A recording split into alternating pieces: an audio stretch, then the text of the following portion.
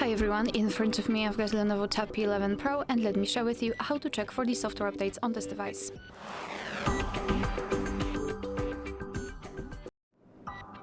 So first of all, make sure that you've got the internet connection because it is required, so simply connect yourself with the Wi-Fi and then let's enter the settings.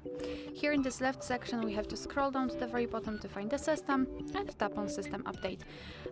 Now your device will check for the updates, and basically you can meet two different scenarios. This is the first one where your software is up to date and there's nothing to download, and the second one is where your device will actually find the update. It will show you the information about it, what has been fixed, what has been added, and then you will be able to simply tap on download and install, and your device will basically apply the update.